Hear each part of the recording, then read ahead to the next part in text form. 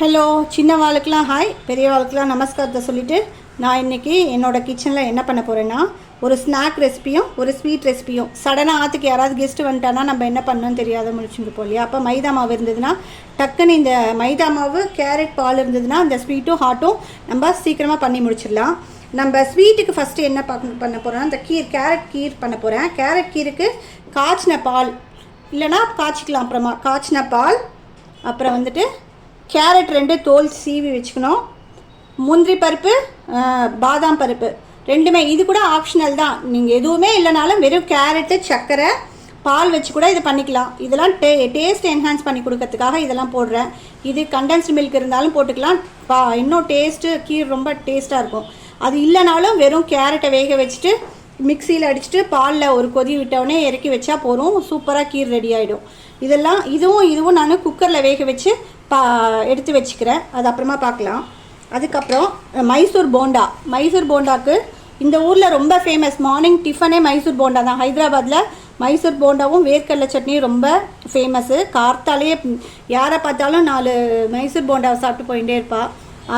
அதே மாதிரி டேஸ்ட்டில் எப்படி பண்ணலான்னு சொல்லிவிட்டு நான் உங்களுக்கு இப்போ காட்டுறேன். அதுக்கு தேவையான பொருள் மைதா மாவு 1 கப், தயிர் 1 கப், ஜீரகம் 2 பச்சை மிளகாய் பொடியாக நறுக்கி வச்சுட்டுருக்கேன், இஞ்சி பொடியாக நறுக்கி வச்சுட்டுருக்கேன், கருவேப்பில்லை, ஆப்பச்சோடா கொஞ்சம் போடணும். இது போட்டால் தான் நல்லா மாவெல்லாம் சேர்ந்து புளிச்சுன்னு நல்லாயிருக்கும். ஸ்பெஷலாக இந்த தயிர் கொஞ்சம் புளிப்பாக இருந்தால் நல்லாயிருக்கும். இது ஆப்ஷனல் 2. சில கடையிலலாம் பச்சை மிளகாய் இஞ்சி போட்டிருப்பா, சில கடையில் போட்டிருக்க மாட்டா. வெறும் ஜீரகமும் கருவேப்பிலையும் மட்டும் இருந்தால் கூட பண்ணலாம், சூப்பராக இருக்கும். ஃபஸ்ட்டு இதை இதுக்கு வார்ம் வாட்டர் வேணும். வார்ம் வாட்டர் இருந்தால் கொஞ்சம் சீக்கிரமாக புளிச்சுன்னு வரும், அதனால வார்ம் வாட்டர். இதெல்லாம் சேர்ந்து நம்ம எப்படி இந்த மாவு மிக்ஸ் பண்ணுறது தான் ரொம்ப முக்கியம். நல்லா அடித்து பிசையணும். பிசைஞ்சு ஒரு 1/2 hour பக்கம் வச்சுட்டு நம்ம இந்த ஸ்வீட்டு பண்ண ஆரம்பித்தோன்னா அதுக்குள்ளே இந்த மாவு புளிச்சிரும். வேர்க்கடலை சட்னி அரைச்சிட்டோன்னா அதுக்குள்ளே இது மாவு புளிச்சிடும். சுட சுட போண்டாவும் ஸ்வீட்டும் வச்சு நம்ம வரவாளுக்கு சூப்பராக கொடுத்துடலாம். எல்லோரும் என்ஜாய் பண்ணி சாப்பிடுவா. மைதா மாவு உடம்புக்கு கெடுதல் தான், பட் என்றைக்காவது ஒரு நாள் சாப்பிட்லாம். சில பேருக்கு பிடிக்கும் மைதா மாவில் பண்ணுறது. இந்த மைதா மாவு வேண்டான்னா நீங்கள் கோதுமை மாவு கூட இதே மெஷர்மெண்ட்டில் பண்ணாலும் நல்லாயிருக்கும். மைதா மாவு வேண்டான்னு சொல்கிறவா ஸ்கிப் பண்ணிவிட்டு கோதுமை மாவு போட்டுக்கோங்க. ஆனால் இந்த ஊர் ஆக்சுவல் ரெசிபி மைதா மாவில் தான் பண்ணுவாள். அதனால தான் உங்களுக்கு நான் மைதா மாவில் பண்ணி காட்டுறேன். வாங்க இந்த மாவு எப்படி ப்ரிப்பேர் பண்ணுறதுன்னு உங்களுக்கு நான் காட்டுறேன். ஃபஸ்ட்டு நான் தயிர் போட்டுக்கிறேன். எல்லா தயிரையும் போட்டுன்றேன்.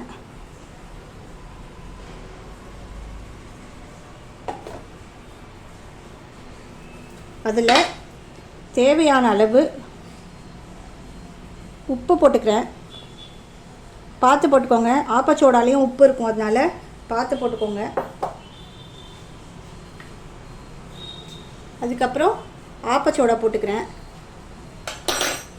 இது எல்லாத்தையும் நல்லா மிக்ஸ் பண்ணிக்கோங்க. நல்லா பீட் பண்ணிக்கோங்க. எல்லாம் பீட் பண்ணிட்டா நல்லா நுரைச்சின்னு வரும். இது பாருங்கள், நல்லா மிக்ஸ் ஆகணும். நல்லா பீட் பண்ணிக்கோங்க.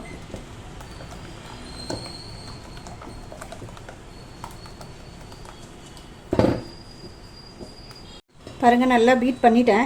எல்லாம் நல்லா மிக்ஸ் ஆகிடுது. பாருங்கள், கொஞ்சம் நுர நிறையா இருக்குது. பார்த்தீங்கன்னா தெரியும், நுர நிறையா இருக்குது.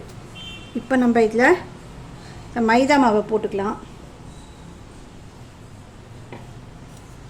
நறுக்கி வச்சுருந்தோம் இல்லையா, பச்சை மிளகா, ஜீரகம், கருவேப்பிலை, இஞ்சி, இதையும் போட்டுக்கலாம்.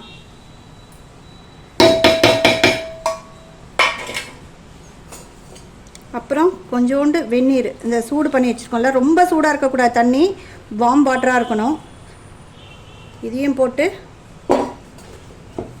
நல்லா அடித்து பிசையணும் மாவு. இது மாவு பிசையத்தில் தான் இருக்குது. இதில் மாவு நல்லா அடித்து ஒரு 5 நிமிஷத்துக்கு கையை விடாமல் அடித்து இப்படி நல்லா பிசையணும். மாவு எல்லாம் சேர்ந்து மிக்ஸ் ஆகி வரணும். பாருங்க, இப்படி நல்லா அடித்து பிசைங்க மாவை. மாவு பிசைஞ்சு வச்சுட்டு சட்னிலாம் ரெடி பண்ணி நம்ம ஸ்வீட் பண்ணுறதுக்குள்ளே இந்த மாவு ஊறிடும், போகிறோம். அப்புறம் எடுத்து போட்டால் சூப்பராக ரெடி ஆகிடும். ஒரு 1/2 மணி நேரம் ரெஸ்ட் டைம் கொடுக்கணும். அது 1 மணி நேரம் ஊறலாம். 1/2 மணி நேரத்துக்கு மேலே எவ்வளோ நேரம் ஊறினாலுமே நல்லாயிருக்கும். மினிமம் 1/2 hour ஊறணும். பாருங்கள், இப்படி நல்லா அடித்து பிசையணும் மாவை. இப்படி நல்லா அடித்து பிசைங்கோ. காட்டுறேன் பிசைஞ்சதுக்கப்புறம். பாருங்க, ஒரு நான் கொஞ்சம் தண்ணியாக இருந்த மாதிரி இருந்தது, தண்ணி கொஞ்சம் பார்த்து விட்டுக்கோங்க. அதனால் 2 ஸ்பூன் மட்டும் மைதா மாவு ஆட் பண்ணிட்டுருக்கேன். ஆட் பண்ணி நல்லா பிசைகிறேன். இது நல்லா ஒரு 5 நிமிஷம் கைவிடாமல் பீட் பண்ணி பிசைங்க. நல்லா மாவு சேர்ந்த மாதிரி வரும். அப்போ தான் நல்லாயிருக்கும். ஃப்ளஃபியாக உள்ளே அப்படியே ஸ்பாஞ்சியாக இருக்கும். அப்போ தான் நீங்கள் மைதா மாவு வேண்டாம் அப்படின்னு நினச்சிங்கன்னா நீங்கள் கோதுமை மாவுலேயும் பண்ணிக்கலாம். ஆனால் மைதா மாவில் பண்ணால் கொஞ்சம் சுட சுட அப்படியே சாப்பிட்ருங்க. பிசைஞ்சிட்டு நான் காட்டுறேன்.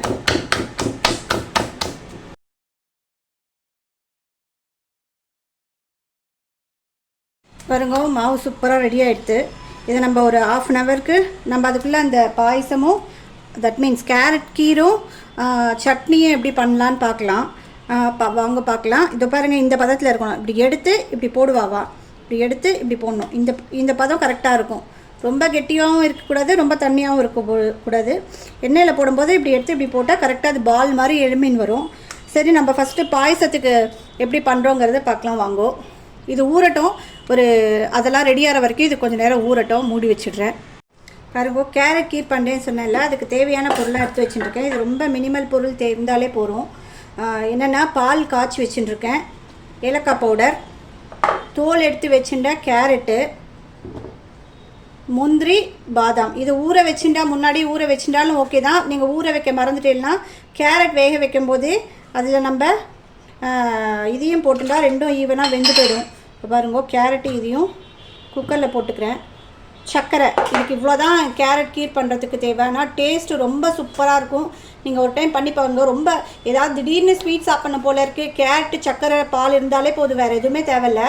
இதை வச்சே நம்ம பண்ணிக்கலாம். இதெல்லாம் நான் எக்ஸ்ட்ரா டேஸ்ட் என்ஹான்ஸ் பண்ணுறதுக்காக பண்ணுறது தான்.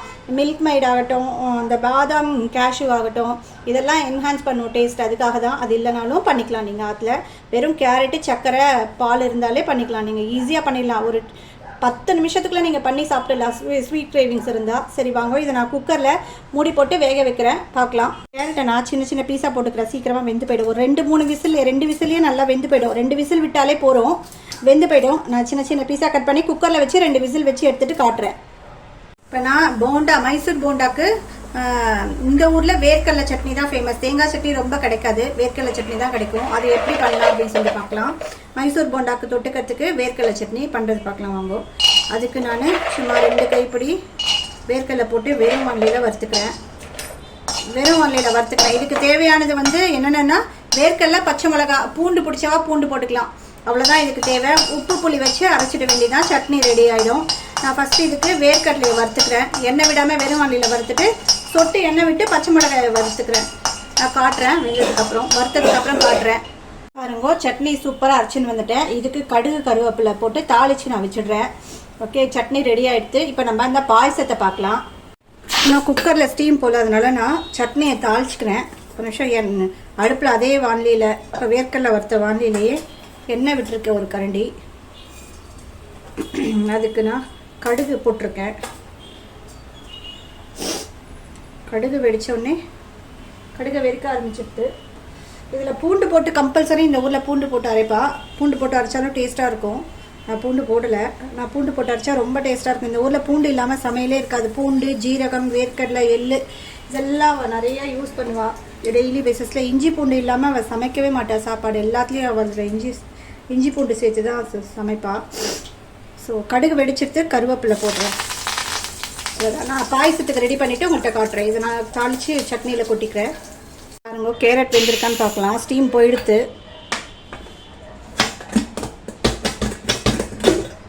பாருங்க, சூப்பராக வெந்தெடுத்து வெடிச்சு. நான் 3 விசில் தான் விட்டேன். ஒரு 5 நிமிஷத்தில் ஆகிடும் சீக்கிரமாக. இது எல்லாமே வெந்தெடுத்து பாருங்கள், சூப்பராக வெந்திருக்கு. இதை மிக்ஸி ஜாரில் இது எல்லாத்தையும், இதை பாருங்கள், பாதாம் இது எல்லாத்தையும் மிக்ஸி ஜாரில் நான் அரைச்சின்னு வரேன். அதுக்குள்ளே இந்த பால் சூடாட்டம். இது ஒரு கொதி விடணும். அதனால் இந்த பாலை சூடு பண்ணிக்கிறேன். இதை அரைச்சின்னு வந்துட்டு உங்கள்கிட்ட காட்டுறேன். பாலையும் அந்த பக்கம் அடுப்பில் வச்சுருக்கேன். இதை அரைச்சின்னு வந்து உங்கள்கிட்ட காட்டுறேன். பாருங்க, இந்த மாதிரி பாதாம் வெந்துட்டு தோல் ஈஸியாக எடுக்க வந்துடுது. தோலை எடுத்துகிட்டு எல்லாத்தையும் மிக்ஸி ஜாரில் இந்த மாதிரி போட்டுட்டு அரைச்சி எடுத்துன்னு வந்துடுறேன். அதுக்குள்ளே பால் சூடாயிடும். அந்த பாலிலேயே நான் கொஞ்சம் ஆல்ரெடி காய்ச்சி வச்சுற பாலுங்கிறதுனால அந்த பாலிலேயே நான் இந்த சர்க்கரையை போட்டுறேன். ரெண்டும் சேர்ந்து கொதி வரட்டும், பார்க்கலாம். எல்லாத்தையும் இதில் போட்டேன், அரைச்சின்னு வரேன். பாலுங்க சூடு பண்ணிவிட்டேன். நான் அரைச்சின்னு வந்து அதில் காட்டுறேன் உங்களுக்கு எப்படி மிக்ஸ் பண்ணி எடுத்து ஆல்ரெடி சூடு பண்ண பாலுங்கனால கொதிச்சுட்டு இது அரைச்சின்னு வந்திருக்கேன் பாருங்க. நல்லா நைஸாக அரைச்சின்னு வந்திருக்கேன். இதில் நீங்கள் தண்ணி விட்டு அரைக்காதீங்க. இன்கேஸ் உங்களுக்கு கெட்டிமாக இருந்ததுன்னா கொஞ்சம் அந்த பாலையே விட்டு அரைச்சிக்கோங்க. இப்போ இதில் நான் அரைச்ச கேரட்டை போட்டுறேன். 2 கேரட்டுக்கு 1/2 லிட்டர் பால் கரெக்டாக இருக்கும். ஏன்னா ரொம்ப கேரட் எடுத்தாலும் ரொம்ப திக்காயிடும். உங்களுக்கு 2 to 3 கேரட், சின்னதாக இருந்தால் 3 கேரட் எடுத்துக்கலாம், பெருசாக இருந்தால் 2 கேரட் எடுத்துக்கலாம். 1/2 லிட்டர் பாலுக்கு 1 கப் சுகரு. இதில் நீங்கள் எக்ஸ்ட்ரா என்ன வேணால் ஆட் பண்ணிக்கலாம். எக்ஸ்ட்ரா நீங்கள் கண்டென்ஸ்டு மில்க் போட்டுட்டா இன்னும் டேஸ்ட்டாக இருக்கும். அது வேண்டாம் அப்படின்னாலும் இதோடையே விட்டுடலாம். நீங்கள் பாருங்க, சூப்பராக கீர் ரெடி. ஜஸ்ட் இது ரொம்ப கொதிக்கணும்னு இல்லை. ஒரு இப்படி எல்லாமே இதுவும் வெந்தது தான். பால் ஆல்ரெடி காய்ச்சின பால் தான். அந்த சர்க்கரை கரைஞ்சி இதோட சேர்ந்து ஒரு கொதி வந்தாலே போதும். நல்லா சூப்பராக ரெடி ஆகிடுது பாருங்கள் கேரட் கீரை. பாருங்க, நான் எல்லாத்தையும் இதில் போட்டுன்றேன். அரைச்சது எல்லாத்தையும்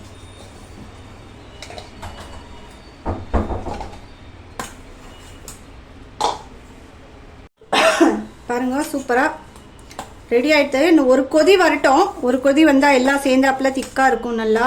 இப்போ நான் இதில் கொஞ்சோண்டு ஏலக்காய் பொடி சேர்த்துக்கிறேன். இதில் நெய் போட்டு முந்திரியெல்லாம் தாளிக்கணுங்கிற அவசியமே இல்லை. இதை இப்படியே குடிச்சிக்கலாம். இது ரெண்டு பெனிஃபிட் இது உங்களுக்கு. இது ஹாட்டாகவும் சர்வ் பண்ணிக்கலாம், சில்லுனும் ஃப்ரிட்ஜில் வச்சும் சாப்பிட்டுக்கலாம். இது எப்படி வேணால் சாப்பிட்டுக்கலாம். டேஸ்ட் மாத்திரம் ரொம்ப நல்லாயிருக்கும். நீங்கள் ஒரு டைம் செஞ்சு பாருங்கள். செய்யறது ரொம்ப ரொம்ப ரொம்ப ஈஸி. பாலும் கேரட்டு சர்க்கரை இருந்தாலே போதும். நீங்கள் ஆற்றுல டக்குன்னு செஞ்சிடலாம். அப்படியே பாலை இந்த பக்கம் அடுப்பில் வச்சுட்டு அந்த பக்கம் குக்கரில் 2 கேரட்டை விசில் விட்டாலே போதும். அப்படியே டக்குன்னு மிக்சியில் போட்டு அரைச்சி அப்படியே பண்ணிக்கலாம். நான் எக்ஸ்ட்ரா இந்த பாதாம்லாம் அந்த திக்னஸ்க்காக போட்டிருக்கேன்.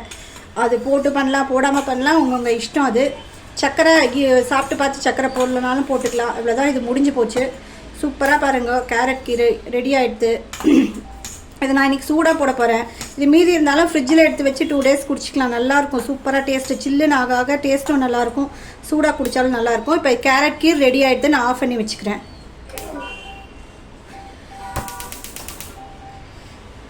பாருங்கள், நம்ம இந்த மாவு ஊறத்துக்குள்ளே கீரும் வேர்க்கடலை சட்னியும் சூப்பராக ரெடி பண்ணிட்டோம்.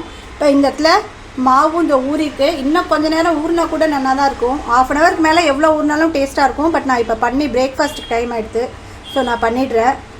இப்போ இதை மூடி வச்சுட்டு இது எண்ணெய் காஞ்சோடனே இது எப்படி போடணுன்னு காட்டுறேன். எண்ணெய் சூடாகிடுது பாருங்க, மாவு ரெடி ஆகிடுது. இப்படி இருக்கணும். நம்ம சின்னதாக போட்டாலே இது நல்லா பெருசாக உப்பின்னு வரும். கையில் பக்கத்தில் நனைச்சிக்கிறதுக்கு தண்ணி வச்சுக்கோங்க, அப்போ தான் கையில் ஒட்டாது. நான் இப்போ போட்டு காட்டுறேன் பாருங்க. இப்படி எடுத்து உருட்டிக்கோங்க பாருங்க, நல்லா மேலே எலும்பி வருது பாருங்க. பார்த்து ஜாக்கிரதையாக போடுங்க எண்ணெயில் போடும்போது. போடுங்க.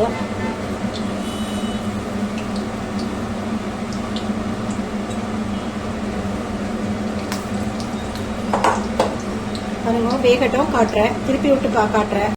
பாருங்க, எவ்வளோ பெருசு எலும்பி வந்திருக்கு. இன்னும் பர்ஃபெக்ட் ரவுண்டாக போடணும். பட் அவள் கடையில் பார்த்தா அப்படியே பாலாக ரவுண்டாக அழகாக போட்டிருப்பா. எனக்கு இன்னும் அவ்வளோ பர்ஃபெக்டாக வரலன்னு நினைக்கிறது. பாருங்கள், இது கரெக்டாக வந்திருக்கு. இந்த மாதிரி எடுத்து நம்ம போடுறதுல தான் இருக்குது. ஸோ இது நல்லா 2 பக்கமும் ப்ரௌனாக வேகட்டும். எடுத்துகிட்டு நான் காட்டுறேன். இப்போ இந்த டைமில் அடுப்பை கொஞ்சம் சிம்மில் வச்சு கொஞ்சம் வேக விடுங்க. மாவு உள்ளே வேகணும். நல்லா கொஞ்சம் கோல்டன் ப்ரௌனு. உங்களுக்கு டைம் இருந்தால் இது ஒரு டைம் இப்படி எடுத்துட்டு எல்லாத்தையும் போட்டுட்டு அடுத்தது ஒரு ரவுண்டு திருப்பி இன்னொரு டைம் போட்டு கூட எடுக்கலாம்.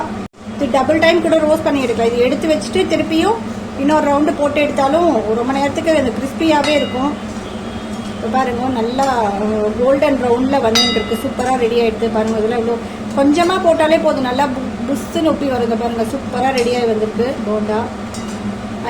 எல்லாத்தையும் நான் உங்களுக்கு போட்டுட்டு காட்டுறேன் பாருங்க. நல்லா கோல்டு ப்ரௌனில் நல்லா வெந்துடுத்து எடுத்துடுறேன். அடுத்தது நான் எல்லாத்தையும் போட்டுட்டு உங்களை காட்டுறேன் எப்படி இருக்குன்னு. இப்போ பாருங்கள், சூப்பராக ஒரு போண்டா பாருங்கள், சூப்பராக ரெடி ஆகிருக்கு.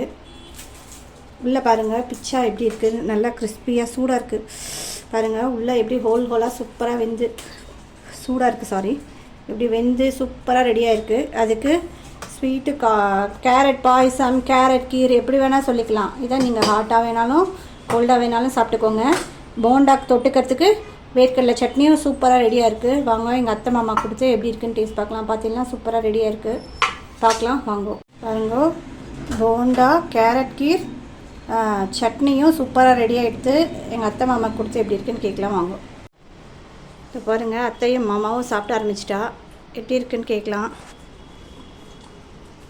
எட்லாந்தே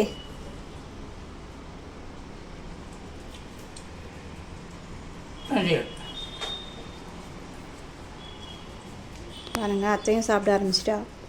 சாப்பிட்லையா இன்னும்? அது போண்டா சாப்பிட்டு பாருங்கள் எப்படி இருக்குன்னு.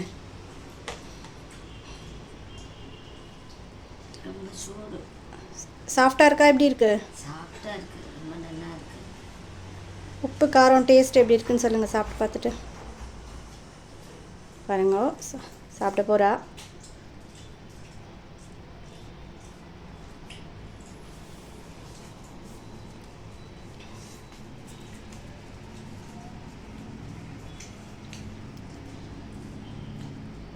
எப்படி இருக்கு? சூப்பராக இருக்கு. உப்பு காரம் சாஃப்ட்டு. இதில் பூண்டு போட்டிருக்கியா? இல்லை, போடல. ரொம்ப நல்லா இருக்கும் போண்டாவும் கீரும். எங்கள் மாமனாரும் சாப்பிட்றாரு. 2 பேரும் சாப்பிட ஆரம்பிச்சிட்டா. மாமா எப்படி இருக்கு? பாந்தா? ஓகே, 2 பேரும் சாப்பிட்டு நல்லா இருக்குன்னு சொல்லிட்டா. நீங்களும் உங்கள் இடத்துல செஞ்சு பார்த்து எப்படி இருக்குன்னு எனக்கு கமெண்ட் பண்ணுங்க. யாராவது கெஸ்ட்டு வந்தான்னு வச்சுக்கோங்களேன், டக்குன்னு நீங்கள் பண்ணிடலாம். என்ன நீங்கள் இது ப்ரிப்பேர் பண்ணுறதுக்குள்ளே அந்த மைதா மாவை மட்டும் ஒரு 1/2 hour ஊறணும், அவ்வளோதானே தப்ப. மீதி எல்லாம் சூப்பராக ரெடி ஆகிடும். உங்களுக்கு மைதா மாவு வேண்டாம் அப்படின்னு நினச்சேன்னா நீங்கள் கோதுமை மாவு, மைதா மாவுக்கு பதிலாக கோதுமை மாவு ஆட் பண்ணி இதே மாதிரி பண்ணுங்க, சூப்பராக வரும். இன்னும் கொஞ்சம் மாவு கெட்டிமாக பண்ணிக்கோங்க, ரவுண்டாக சூப்பராக வரும். ஓகே, இந்த வீடியோ உங்களுக்கு பிடிச்சிருந்ததுன்னா லைக் பண்ணுங்க, எனக்கு கமெண்ட் பண்ணுங்க. வேறு ஏதாவது ரெசிபீஸ் வேணும்னாலும் நீங்கள் எனக்கு மெசேஜ் பண்ணுங்க, நான் அதை உங்களுக்கு பண்ணி காட்டுறேன். Thank you so much.